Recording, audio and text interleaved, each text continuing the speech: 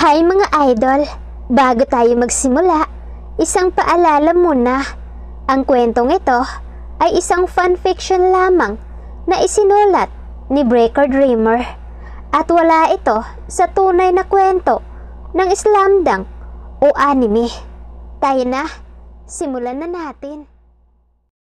Nagulat nga ang lahat sa sinabi dito ni Sakuragi. Sakuragi, anong ibig mong sabihin? Takang tanong ni Aki. Wala ka na bang pakialam sa akin? Nag-crack ang boses ni Aki sa naging tanong nito. Tumingin sa kanya si Sakuragi bago ngumisi. Tapos na ako sa'yo. Tapos na tayo. So, anong idadahilan ko? Ipaglaban ka? Dahil, wag na. Pagod na rin naman ako. Best wishes na lang sa inyong dalawa. Walang ganang saad ni Sakuragi bago tumalikod at naglakad na patungo sa bahay nito. Sa araw mismo na iyon, unti-unti nang naiintindihan ni Rukawa kung bakit ginawa iyon ni Sakuragi sa naging sitwasyon nila ni Aki. Kilala niya ito hindi dahil matapang ang panlabas nito, ay ganun din ang nilalaman ng puso nito. Gusto niya lamang mapag-isa. Napatingin si Rukawa sa kapatid bago bumuntong hininga. Sana Aki, maintindihan mo rin kung ano ba ang nais iparating ni Sakuragi sa mga sinabi niya sa iyo.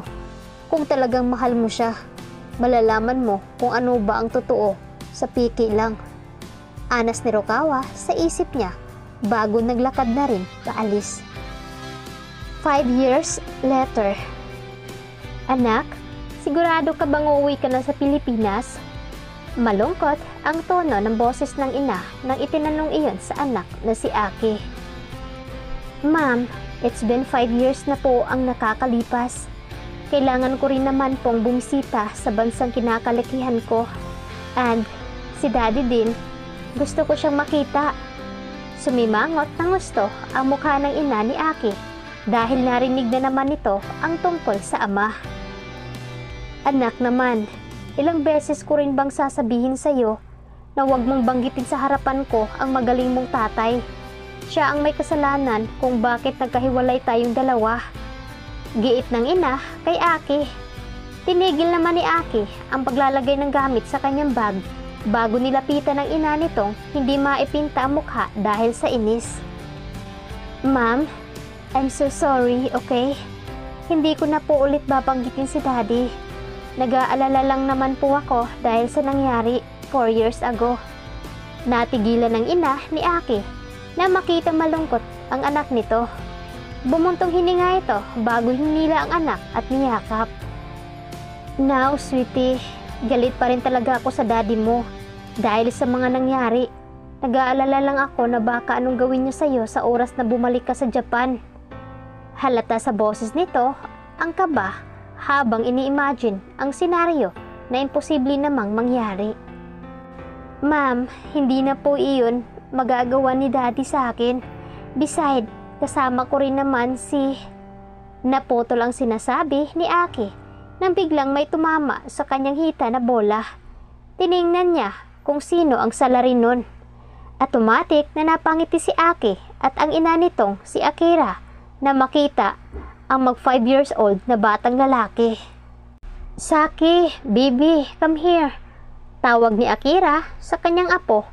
Tumayo naman ang bata habang hirap na tumakbo patungo sa kanyang mami Lola. Apo, napakagwapo mo talaga. Manang-mana ka talaga sa iyong ina. Sabay hinalik-halikan nito sa pisngi at liig na kinabungis-ngis ng batang paslit. Ma, thank you po. Bulalas ni Aki nang naluluha. Natigil si Akira sa paglalaro sa apo niya nang makitang umiiyak na si Aki. Ano ka ba naman anak? Kailangan mo pa bang umiyak? Napag-usapan na natin yan. Hindi isang pagkakamali ang magkaroon ng maagang anak. Blessing si Saki nang dumating siya sa buhay natin. Sa buhay mo. Kaya kung ano man iyang iniisip mo, itigil mo na yan. Dahil nandito naman ang Bibi Saki para pasayahin tayo. Nakangiting saad ng ina kay Aki. Tiningnan ni Aki ang anak na masayang pinaglalaroan ang buhok ng kanyang ina.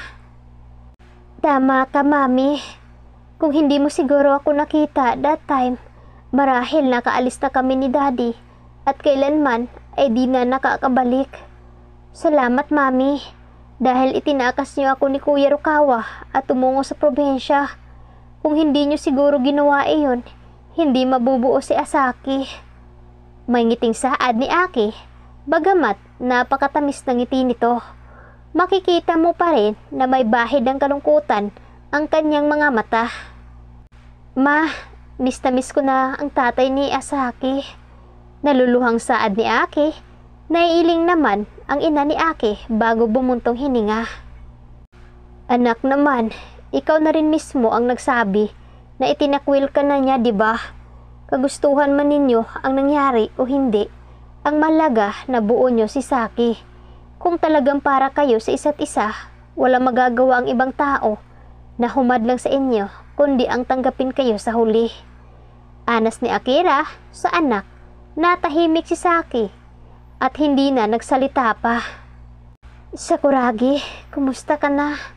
Kung nasaan ka man, sana nasa maayos ka lamang na kalagayan. Bulong na panalangin ni Aki sa kanyang isipan. Samantalang, sa Osaka, Japan.